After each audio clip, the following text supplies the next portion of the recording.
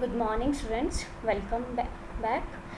आज हम जो कि सेकेंड ईयर का हमारा जो 204 सब्जेक्ट है, सब्जेक्ट का नाम है आपका इलेक्ट्रॉनिक डिवाइसेस एंड सर्किट्स, उसको हम स्टार्ट करेंगे।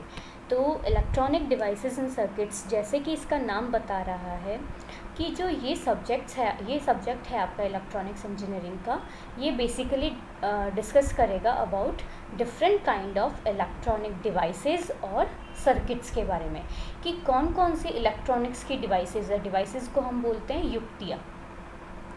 तो इलेक्ट्रॉनिक कौन कौन से डिवाइसेस हैं, कैसे सर्किट्स बनते हैं, उनकी फंक्शनिंग क्या होती है, उनके इनपुट आउटपुट्स कैसे होते हैं, उनके रेस्पॉन्सेज कैसे आते हैं आउटपुट इनपुट के, तो उन सब की डिवाइसेस और सर्किट्स की स्टडी ही इस सब्जेक्ट में की जाती है। तो सबसे पहले हम फर्स्ट यूनिट देखते हैं, जिसके अंदर बेसिक हमारे इलेक्ट्रॉनिक्स की बेसिक चीज़ों के बारे में बताया गया है। तो आज का हमारा टॉपिक डिस्कस किया जाएगा कि कंडक्टर क्या होता है, सेमीकंडक्टर क्या होता है, इंसुलेटर क्या होता है और उनका एनर्जी बैंड डायग्राम क्या होगा। कंडक्टर का मतलब होता है चालक, कंडक्टर को हम चालक भी कहते हैं, सेमीकंडक्टर को हम अर्धचालक कहते हैं और इंसुलेटर को हम कुचालक कहते हैं। ये सब आपने 12th में या फर्स्ट ईयर में पढ़ा भी होगा। हम इन सबको एक बार फिर से डिस्कस कर लेंगे कि हाँ क्या क्या हम इनमें, वो एक आपने ब्रीफ लेवल पे पढ़ा होगा, अब हम इनको थोड़ा सा एडवांस लेवल पे पढ़ेंगे।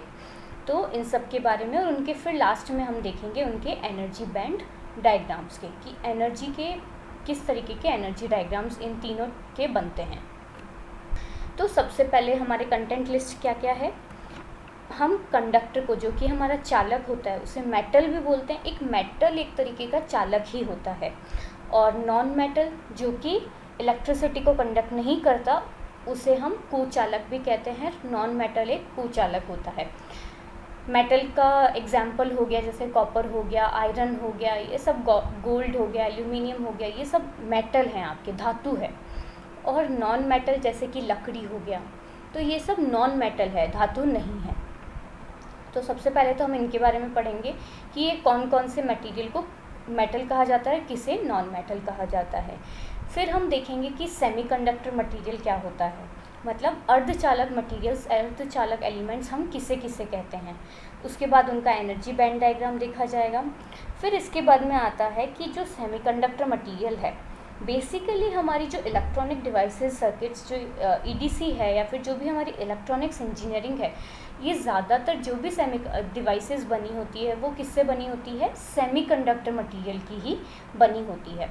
तो अर्धचालक जो होता है वो दो तरह का होता है, एक होता है इंट्रिंसिक, एक होता है एक्सट्रिंसिक। इंट्रिंसिक को हम शुद्ध बोलते हैं और एक्सट्रिंसिक को हम अशुद्ध अर्धचालक भी कहते हैं। आपने सुना भी होगा अशुद्ध अर्धचालक। फिर जो हमारा एक्सट्रिंसिक सेमीकंडक्टर है वो दो तरह का होता है, एक होता है एन टाइप सेमीकंडक्टर और एक होता है पी टाइप अर्धचालक। तो इन सभी 6 टॉपिक्स के बारे में आज हम देखेंगे और आपको एकदम अच्छे से समझना है, क्योंकि इन्हीं पे ये जो बेसिक्स हैं इनके ऊपर बेस्ड अपने नेक्स्ट कॉन्सेप्ट्स इसी पे ही बेस्ड होंगे। तो सबसे पहले हम देखते हैं मेटल किसे कहते हैं, या कंडक्टर मतलब चालक किसे कहते हैं, और फिर अर्धचालक किसे, अर्धचालक नहीं सॉरी कुचालक किसे कहते हैं।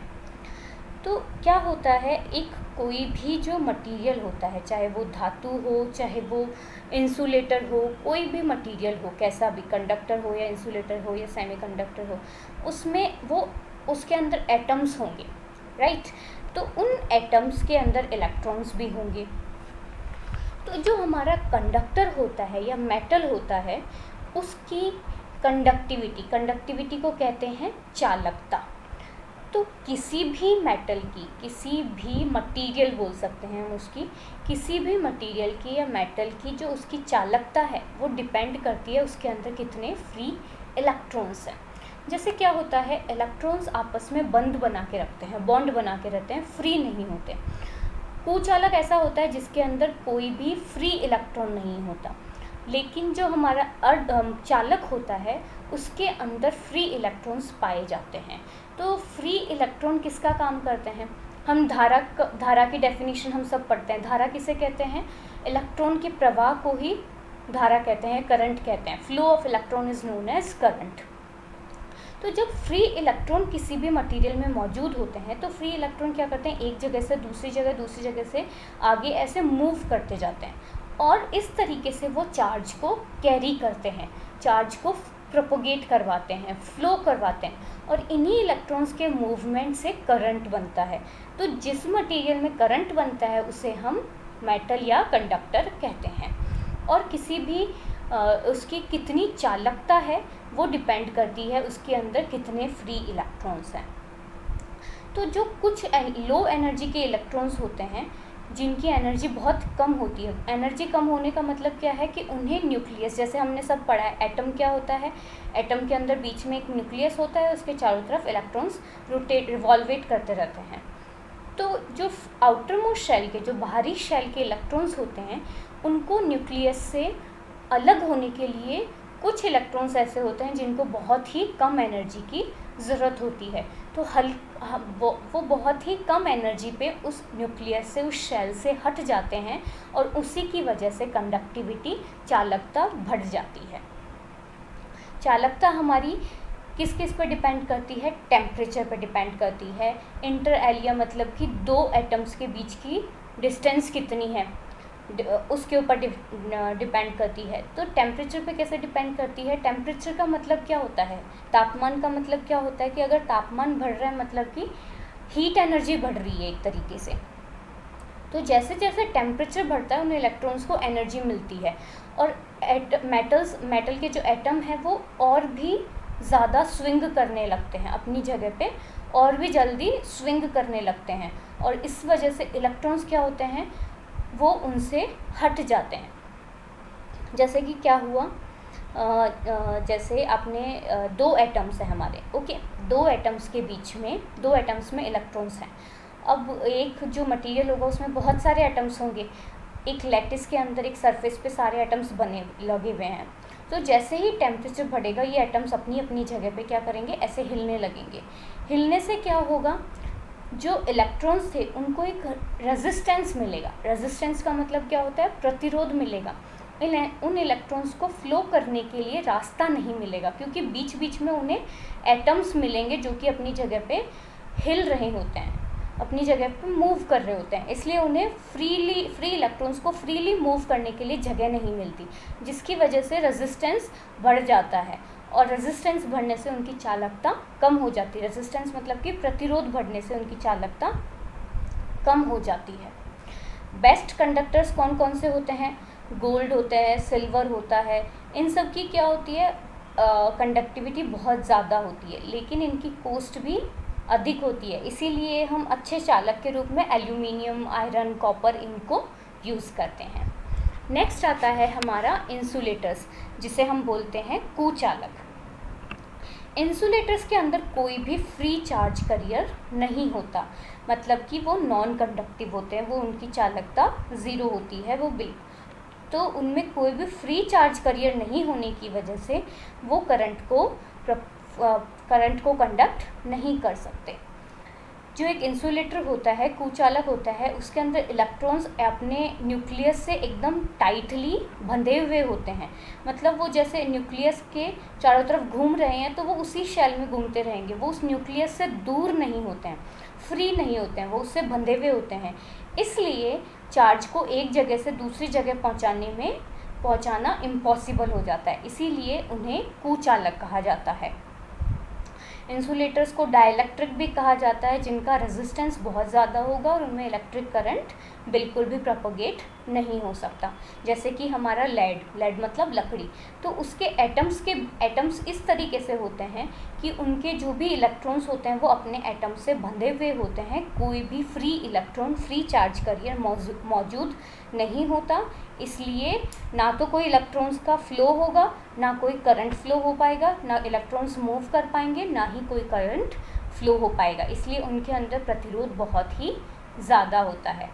क्यों? क्योंकि जो करंट और रेजिस्टेंस का इन्वर्सली प्रोपोर्शनल होता है, V=IR, हमने ओम्स लॉ सबने पढ़ा है, तो उसके अंदर देख सकते हैं हम कि करंट और रेजिस्टेंस एक दूसरे के अपोजिट होते हैं, इन्वर्सली प्रोपोगेट होते हैं। मतलब कि अगर करंट बढ़ रहा है तो रेजिस्टेंस घटेगा, और उसको आप जनरल लैंग्वेज में ऐसे समझ सकते हो कि अगर कोई भी प्रतिरोध, किसी भी रास्ते में अगर प्रतिरोध ज़्यादा आ गया, प्रतिरोध का मतलब रुकावट ज़्यादा आ गई, तो वहाँ पे धारा का प्रवाह कम हो जाएगा। तो नेक्स्ट आता है हमारा सेमीकंडक्टर मटेरियल। सेमीकंडक्टर मटेरियल्स को हम अर्धचालक भी कहते हैं।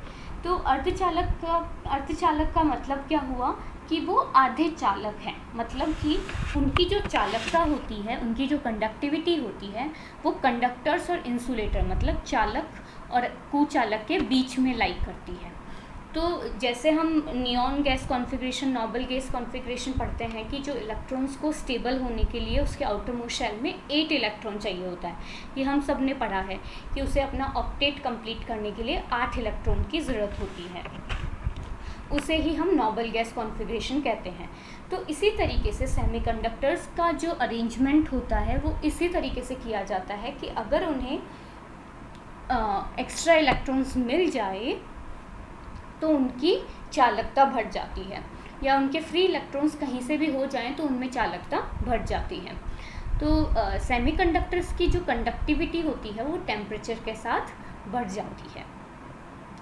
टेम्परेचर बढ़ने से क्या होता है, बॉन्ड्स ब्रेक हो जाते हैं, बंध टूटते हैं और फ्री इलेक्ट्रॉन्स जनरेट हो जाते हैं, जिससे कि इनकी चालकता बढ़ जाती है।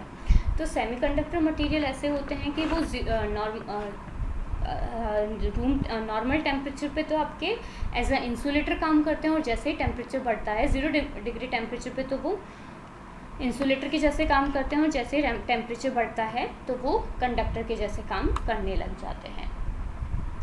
तो किसी होल एक होता है, 2 चार्ज कैरियर्स होते हैं हमारे, एक होते हैं इलेक्ट्रॉन्स और दूसरा होता है होल। जिस पोजीशन से, जिस जगह से इलेक्ट्रॉन हट चुका है वो जगह को उसे हम बोलते हैं होल।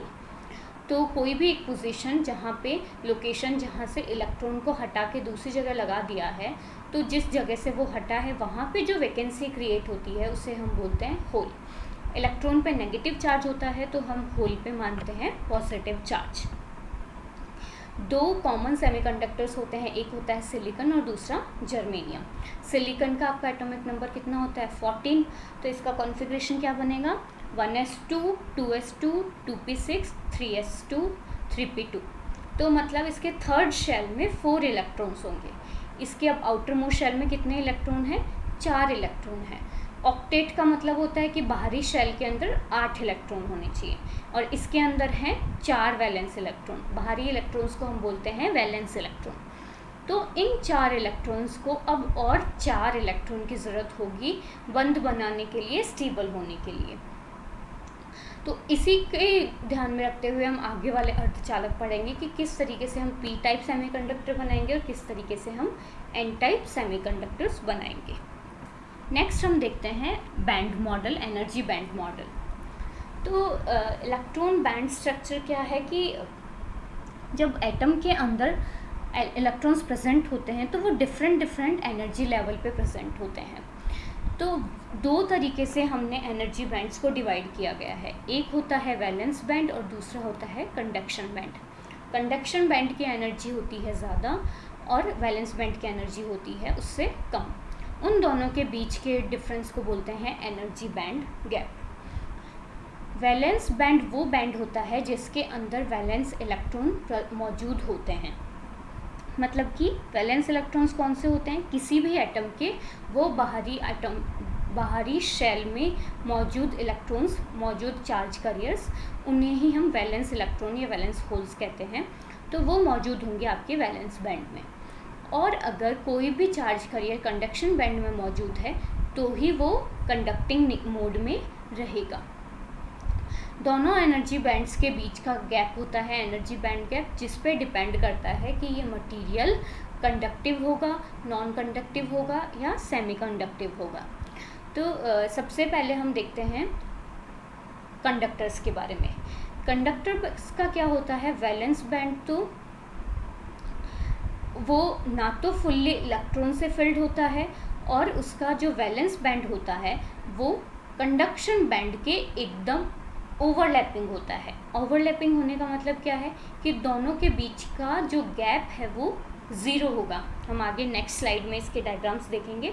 तो कंडक्टर उसे कहा जाता है जिसके एनर्जी बैंड गैप ज़ीरो होता है, मतलब कि जिसके वैलेंस बैंड और कंडक्शन बैंड के बीच में कोई भी जगह नहीं होती, उस मटेरियल को हम चालक कहते हैं। तो उस केस में क्या होगा, दोनों स्टेट्स आपस में एक दूसरे के ऊपर होती है, सेम टाइम पे दोनों स्टेट्स एक दूसरे के ऊपर होंगी, जिससे कि आराम से इलेक्ट्रॉन्स या होल्स वैलेंस बैंड से कंडक्शन बैंड में चले जाएंगे और इस कंडक्शन बैंड को भी भर देंगे। तो जैसे ही चार्ज करियर कंडक्शन बैंड में मौजूद होगा वो कंडक्ट करने लग जाएगा। तो अगर किसी भी चार्ज करियर को कंडक्शन बैंड में लाना है, अगर कंडक्शन बैंड में कोई चार्ज करियर मौजूद है तो वो करंट को फ्लो करेगा, वो मूव करने से करंट फ्लो होगा। तो कंडक्टर वो मटेरियल होता है जिसके कंडक्शन बैंड और वैलेंस बैंड के बीच में कोई भी जगह नहीं होती, कोई भी गैप नहीं होता, वो इजीली वैलेंस बैंड से इलेक्ट्रॉन कंडक्शन बैंड में चले जाते हैं। नेक्स्ट आता है आपका इंसुलेटर। इंसुलेटर्स के अंदर क्या होता है, वैलेंस बैंड फुल भरा हुआ होता है इलेक्ट्रॉन से, कोवलेंट बॉन्ड के बीच में सारे कोवलेंट बॉन्ड की वजह से सारे इलेक्ट्रॉन्स फुल्ली ऑक्यूपाइड होते हैं, कोई भी इलेक्ट्रॉन फ्री नहीं होता, ना कोई भी मूव करने के लिए होता है। और दोनों बैंड्स के बीच में, कंडक्शन बैंड और वैलेंस बैंड के बीच में बहुत ज़्यादा बड़ा गैप होता है, जिससे कि कोई भी इलेक्ट्रॉन वैलेंस बैंड से कंडक्शन बैंड में मूव नहीं कर पाता। तो जब इलेक्ट्रॉन्स कंडक्शन बैंड में होंगे ही नहीं तो उसकी कंडक्टिविटी क्या हो जाएगी, ज़ीरो। नेक्स्ट आता है आपका बैंड मॉडल ऑफ सेमीकंडक्टर्स। तो सेमीकंडक्टर के अंदर भी दोनों जो हमारे बैंड्स हैं, कोवलेंट बैंड और वैलेंस बैंड, उन दोनों के बीच में कुछ जगह ज़रूर होती है, लेकिन इंसुलेटर के कंपैरिजन में वो कम होती है और कंडक्टर के कंपैरिजन में ज़्यादा होती है। तो इतनी कम होती है कि रूम टेम्परेचर पे इलेक्ट्रॉन्स वैलेंस बैंड से आराम से कंडक्शन बैंड में चले जाते हैं, इलेक्ट्रॉन फ्रीली वहाँ पे जाके मूव कर सकते हैं। और इसके साथ साथ ईच इलेक्ट्रॉन जब वो वैलेंस बैंड से कंडक्शन बैंड में मूव करेगा तो वो वैलेंस बैंड के अंदर होल भी क्रिएट करता जाएगा, जो कि जिनको फिल करने के लिए हमें और इलेक्ट्रॉन्स चाहिए होंगे, जो कि वैलेंस बैंड के अंदर ही मौजूद होंगे। तो इस तरीके से हमें दोनों में कंडक्टिविटी मिल जाएगी। जो इलेक्ट्रॉन और होल होता है वो हमेशा पेयर में होता है, तो जितने नेगेटिव चार्जेस होंगे उतने ही पॉजिटिव चार्जेस होंगे। इसलिए कोई सा भी सेमीकंडक्टर हो, चाहिए वो एन टाइप हो या पी टाइप हो या कोई भी हो, वो हमेशा होल एक न्यूट्रल होगा। उसे हम ये नहीं बोलेंगे कि वो नेगेटिवली चार्ज्ड है या पॉजिटिवली चार्ज्ड है, वो इन द होल वो न्यूट्रल होगा।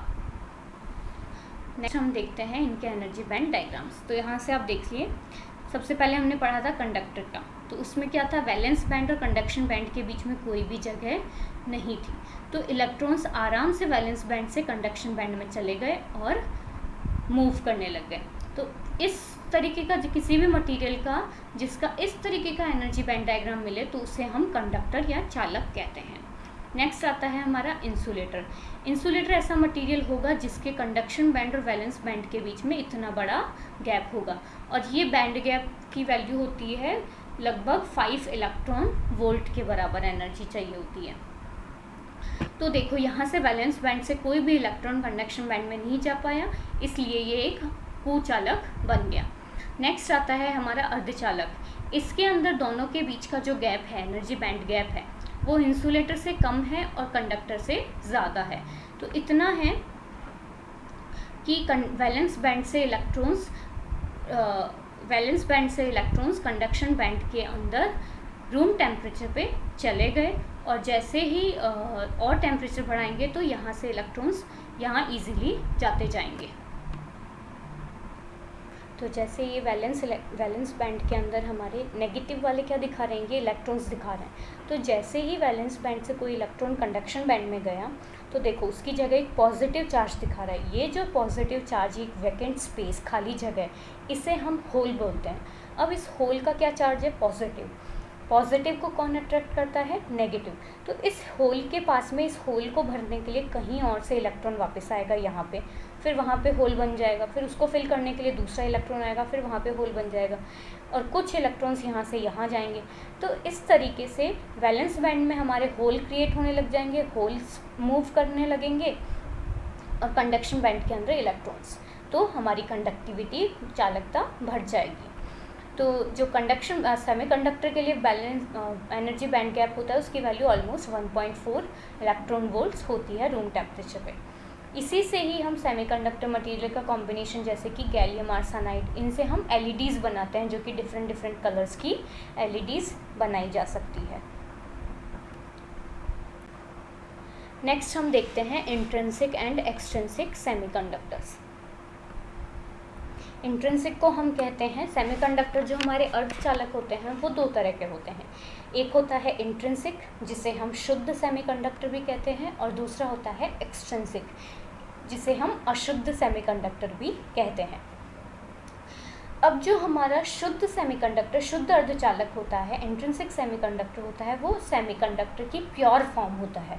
मतलब कि जैसे जो हमारा सिलिकॉन हो गया, जर्मेनियम हो गया, उनमें कोई भी मिलावट नहीं करी गई है, उन सेमीकंडक्टर्स को हम बोलते हैं प्योर सेमीकंडक्टर्स या इंट्रिंसिक सेमीकंडक्टर्स।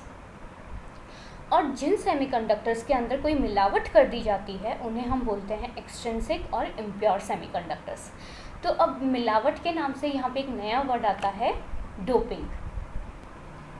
तो डोपिंग मतलब कि क्या हुआ, हम सब सुनते हैं डोप टेस्ट। जैसे क्या होता है, अगर किसी भी चीज़ के अंदर आपने कोई बाहर से मिलावट की है, उसकी जो स्ट्रेंथ है उसको बढ़ाने के लिए उसे हम डोपिंग कहते हैं। जैसे कि जो स्पोर्ट्स के अंदर एथलीट्स होते हैं, खिलाड़ी होते हैं, वो कोई भी खेल पे जाने से पहले उनका डोप टेस्ट किया जाता है। डोप टेस्ट का मतलब क्या हो गया, उनका ड्रग टेस्ट किया जाता है। कि जैसे कोई भी गेम वो खेलने वाले हैं, उसके अंदर अगर वो अपने अंदर कोई भी ड्रग का यूज़ करते हैं, ड्रग कंज्यूम करते हैं, ड्रग्स लेते हैं, तो उनसे उसकी जो एनर्जी है वो बूस्टअप हो जाती है, एकदम से बढ़ जाती है, और उनकी जो खेलने की शक्ति भी बढ़ जाती है। तो इससे पहले, इसलिए किसी भी खेल में जाने से पहले उनका डोप टेस्ट किया जाता है कि उन्होंने कोई ड्रग तो नहीं लिया गया, ताकि वो गेम इलीगल नहीं माना जाए, वो रॉन्ग नहीं हो। उसी तरीके से हमें अपने अर्धचालक की चालकता को बढ़ाने के लिए इसमें हम मिलावट करेंगे, जिसे हम बोलते हैं डोपिंग। तो जो हमारा एक्सट्रिंसिक सेमीकंडक्टर है, वो एक्सट्रिंसिक सेमीकंडक्टर वो सेमीकंडक्टर है जिसके अंदर हम बाहर से मिलावट करके दो और तरह के सेमीकंडक्टर्स बनाते हैं, जो कि है हमारे पी टाइप सेमीकंडक्टर और एन टाइप सेमीकंडक्टर। तो जो हमारे इंट्रिंसिक सेमीकंडक्टर, प्योर सेमीकंडक्टर होता है, उनकी रूम टेम्परेचर पे कंडक्टिविटी बहुत ही कम होती है, लेकिन एक्सट्रिंसिक सेमीकंडक्टर की कंडक्टिविटी थोड़ी सी होती है, चालकता थोड़ी होती है एट रूम टेम्परेचर। तो हम क्या करेंगे, इसमें बाहर से हम इंटेंशनली इम्प्योरिटीज़ ऐड करते हैं, ताकि जो कंडक्टर है, जो सेमीकंडक्टर है, अर्धचालक है, उसकी चालकता को बढ़ाया जा सके, ताकि वो और चालकता और उसमें से करंट का फ्लो हो और उसकी चालकता बढ़ सके। तो जैसे ये है हमारा इंट्रिंसिक सेमीकंडक्टर। प्योर सेमीकंडक्टर को हम इंट्रिंसिक सेमीकंडक्टर कहते हैं। इसके अंदर जो एनर्जी का बैंड गैप होगा वो कैसा होगा, जो नॉर्मल हमारा सेमीकंडक्टर है उसके जैसा। तो मतलब कि एक है हमारा कंडक्शन बैंड ऊपर वाला जो कि वैकेंट होता है, और दूसरा है हमारा वैलेंस बैंड जिसके अंदर इलेक्ट्रॉन्स होते हैं, और उससे नीचे होता है हमारा लोअर एनर्जी बैंड। तो ज़ीरो टेम्परेचर पे, एब्सोल्यूट ज़ीरो टेम्परेचर पे क्या होगा, कोई भी इलेक्ट्रॉन कंडक्शन बैंड में नहीं होगा। तो वैलेंस बैंड एकदम से कम्प्लीटली फिल्ड होगा और कंडक्शन बैंड एकदम खाली होगा। लेकिन जैसे ही आप टेम्परेचर बढ़ाओगे, थोड़ी सी हीट एनर्जी मिलेगी उन इलेक्ट्रॉन्स को, उन बॉन्ड्स को, तो बंद टूटेंगे, कोवलेंट बॉन्ड जो थे वो टूटेंगे, और वहाँ से इलेक्ट्रॉन्स, वैलेंस इलेक्ट्रॉन्स लिफ्ट करके, मूव करके कंडक्शन बैंड में आ जाएंगे। और तो जब वैलेंस बैंड से इलेक्ट्रॉन्स मूव करेंगे कंडक्शन बैंड में, तो वैलेंस बैंड में वो क्या छोड़ देंगे, होल्स, और कंडक्शन बैंड में हमें मिल जाएंगे फ्री इलेक्ट्रॉन्स। तो इस तरीके से इलेक्ट्रॉन्स कंडक्शन बैंड में इजीली रैंडमली मतलब किसी भी बिना ऑर्डर में मूव करेंगे, और होल्स जो कंडक्शन वैलेंस बैंड में क्रिएट हुए हैं वो भी मूव करने लगेंगे। ये जो बिहेवियर है सेमीकंडक्टर का, ये दिखाता है कि कंडक्टिविटी टेम्परेचर के साथ में बढ़ गई, और इसे हम बोल सकते हैं negative temperature coefficient of resistance. मतलब कि जैसे जैसे टेम्परेचर बढ़ा चालकता बढ़ी तो रेजिस्टेंस की वैल्यू कम हो गई। तो अगर टेम्परेचर के साथ में रेजिस्टेंस की वैल्यू कम हो रही है तो उसे हम बोलते हैं negative temperature coefficient of resistance, जिसका मतलब है कि जैसे जैसे टेम्परेचर बढ़ेगा मटेरियल की रेजिस्टिविटी कम हो जाएगी और कंडक्टिविटी मतलब चालकता बढ़ जाएगी। नेक्स्ट आता है हमारा एक्सट्रिंसिक सेमीकंडक्टर। एक्सट्रिंसिक सेमीकंडक्टर वो सेमीकंडक्टर है जिसकी इम्प्योरिटी को हम कंट्रोल करके एक कंट्रोल्ड रेट पे ऐड करते हैं, उसके अंदर मिलावट ऐड करते हैं ताकि उसे और भी बेहतर कंडक्टर बनाया जा सके, उसकी चालकता को बढ़ाया जा सके। उसे हम बोलते हैं डोपिंग। डोपिंग एक वो प्रोसेस है जिसके अंदर किसी भी सेमीकंडक्टर के अंदर बाहर से मिलावट ऐड की जाती है। अब जितनी अमाउंट की हम इम्प्योरिटी उसमें ऐड करेंगे और जो टाइप की इम्प्योरिटी हम उसमें ऐड करेंगे उसके बेसिस पे दो तरह के हमारे सेमीकंडक्टर्स बनते हैं। जितना ये दोनों चीज़ों को आप कंट्रोल कर सकते हो कि कितने अमाउंट की हमें कितनी मिलावट करनी है और कौन से टाइप की मिलावट करनी है। तो जनरली हम एक इम्प्योरिटी एटम डालते हैं जब किसी भी सेमीकंडक्टर के अंदर 10⁸8 एटम्स होते हैं, उसमें हम एक इम्प्योरिटी का एटम ऐड करते हैं तो वो इम्प्योरिटी एडेड उसे डोपिंग उससे भी उसकी चालकता बढ़ी जा सकती है। इम्प्योरिटी ऐड करने का मतलब यही है कि उसके अंदर फ्री इलेक्ट्रॉन और होल्स की नंबर बढ़ा दी जाए ताकि चालकता भी बढ़ सके। अगर हम पेंटावेलेंट इम्प्योरिटी ऐड करते हैं, पेंटावेलेंट एटम कौन सा होता है? जिसके बाहरी शेल के अंदर 5 इलेक्ट्रॉन्स हों, 5 वैलेंस इलेक्ट्रॉन्स हों, अगर वो किसी शुद्ध अर्धचालक में ऐड किया जाए तो वहाँ उससे हम एन टाइप सेमीकंडक्टर बनाते हैं और उसके इसमें बहुत सारे फ्री इलेक्ट्रॉन्स बन जाते हैं सेमीकंडक्टर के अंदर।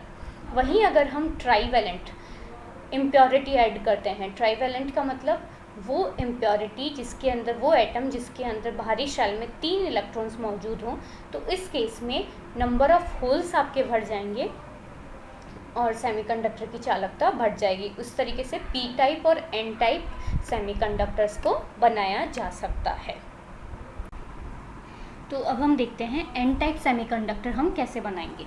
एन टाइप सेमीकंडक्टर बनाने के लिए हमें क्या चाहिए होता है? एक पेंटावेलेंट इम्प्योरिटी चाहिए होती है। पेंटावेलेंट इम्प्योरिटी का मतलब हो गया कि जो हमारा सेमीकंडक्टर है, प्योर सेमीकंडक्टर, उसके अंदर हमें बाहर से एक पेंटावेलेंट वो एटम जिसके आउटर मोस्ट शेल के अंदर, बाहरी शेल के अंदर 5 वैलेंस इलेक्ट्रॉन मौजूद हैं, उसे हमें ऐड करना होगा as a dopant, as a donor मतलब जो दाता है। तो जब उस एटम को हम ऐड करेंगे उसके बाद जो हमारा सेमीकंडक्टर बनेगा वो होगा एन टाइप सेमीकंडक्टर। अब वो कैसे काम करेगा देखो। जो एन टाइप सेमीकंडक्टर बनता है वो फ्री इलेक्ट्रॉन्स की वजह से बनता है। वो फ्री इलेक्ट्रॉन्स कहाँ से मिलते हैं हमें? पेंटावेलेंट इम्प्योरिटी एटम से, जो कि हमने ऐड किए हैं। ये एटम्स, पेंटावेलेंट एटम्स, ये फ्री इलेक्ट्रॉन्स डोनेट करते हैं, इसलिए इन्हें हम डोनर एटम भी कहते हैं या डोनर इम्प्योरिटी भी कहते हैं।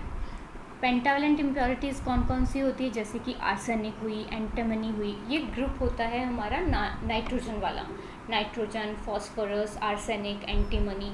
तो इन सब का एटॉमिक नंबर इस टाइप से होता है कि उसके आउटर मोस्ट शेल के अंदर 5 इलेक्ट्रॉन्स होते हैं। तो इन 5 इलेक्ट्रॉन्स की वजह से इनके जो आउटर मोस्ट शेल के अंदर 5 इलेक्ट्रॉन्स होते हैं वो अपने जर्मेनियम के साथ में जर्मेनियम क्रिस्टल के साथ उन्हें ऐड किया जाता है।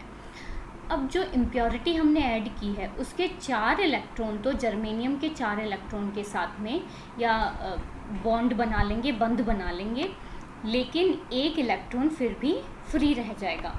वो ही फ्री इलेक्ट्रॉन उसकी चालकता को बढ़ाता है, उसी की वजह से ये एन टाइप सेमीकंडक्टर बनता है।